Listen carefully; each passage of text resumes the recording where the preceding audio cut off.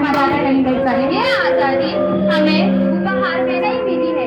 इस आजादी के लिए एक लंबी यात्रा करनी पड़ी है। इस लंबी यात्रा में लाखों लोगों ने अपनी जान की कुर्बानी दी है। 1919 जलियांवाला बाग। आज हमारा बैसाखी का दिन है, लेकिन पूरा पंजाब बैसाखी नहीं मनाएगा।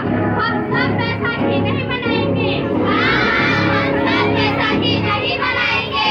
जब तक हम अंग्रेजों को भारत से बाहर नहीं निकाल देते, पूरा पंजाब बैसाखी नहीं मनाएगा।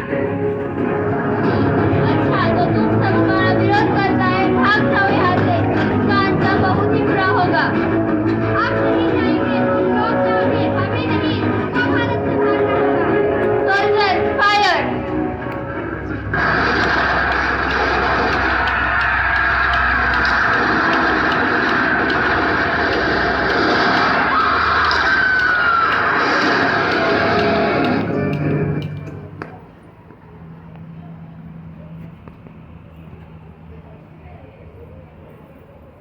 ये जमीन हमारी, ये धरती हमारी, ये खेत हमारा।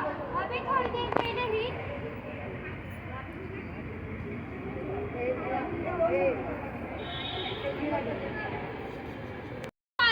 अभी थोड़ी देर पहले ही हमारी ये फसलें लहरा रही थी, पर इन अंग्रेजों ने एक ही झटके में हमारे काट डाला। अंग्रेजों, तुम्हारे इस अत्याचार से हम डरेंगे नहीं। इस अत्याचार का बदला हम लेकर रहेंगे। हम आजादी लेकर रहेंगे।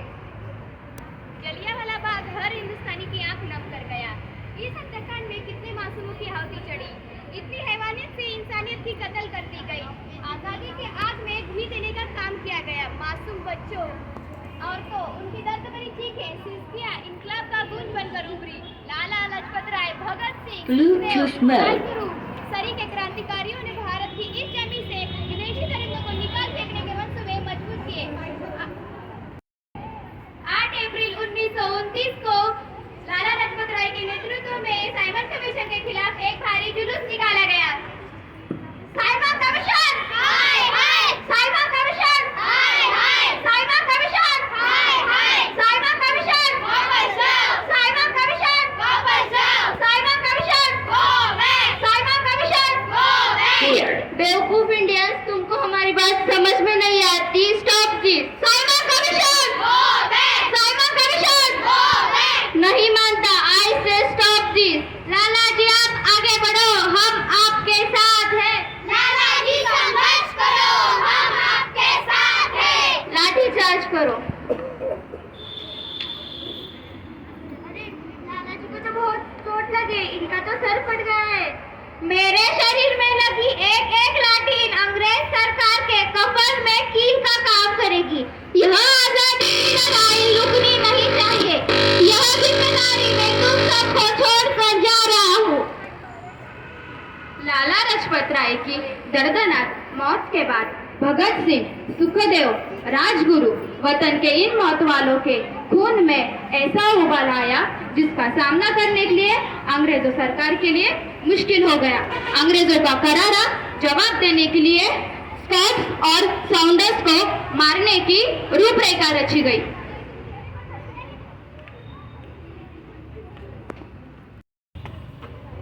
सॉन्डर्स मारा गया। चारों तरफ तहलका मचा था। दीवार पर लिखा था, लाला जी की मौत का बदला ले लिया है। भगत सिंह समेत सभी वहां से फरार हो गए। 8 अप्रैल 1929 दिल्ली में ब्रिटिश सरकार के सेंट्रल लेजिस्लेटिव असेंबली की बैठक में 2 बम धमाके की आवाज सुनाई गई। इस अंग्रेजों ने हुकूमत हिलाकर रख दिया। इस घटना को अंजाम देने वाले भगत सिंह, राजगुरु और सुखदेव ने, ये तीनों ने अपने आप को अंग्रेजों के हवाले कर दिया। 1930 को अदालत ने फैसला सुनाया।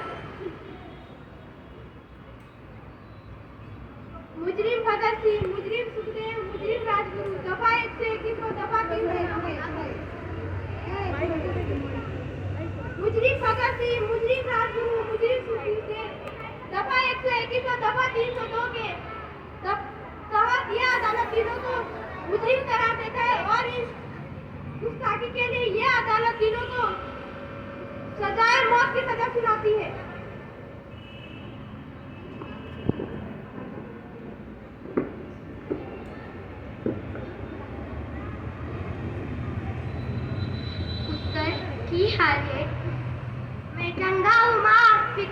टूटने की कोई गल नहीं। पुत्र, मेरा दिल तेरे दिल तरह पत्थर दिल नहीं होगा। तेरी ये गला सुन के मेरा कलेजा फटे जा रहा है। माँ, मेरा दिल कोई पत्थर जैसा नहीं, एक वतन परस्त दिल है जो मेरे देश प्रेम के जज्बे में ताकत देता है। पुत्र, मेरे लाल।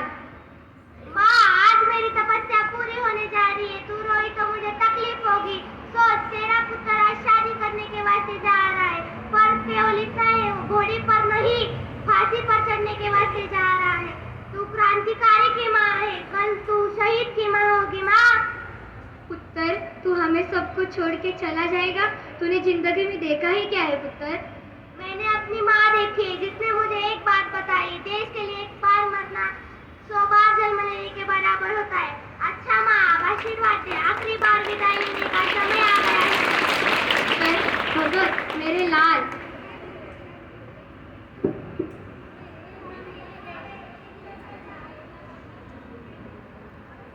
भगत सिंह, तुम्हारा कोई आखिरी ख्वाहिश? हम तीनों दोस्तों के हाथ खोल दिए जाए। हम तीनों दोस्त एक दूसरे के गले मिलना चाहते हैं। इनके हाथ खोल दे।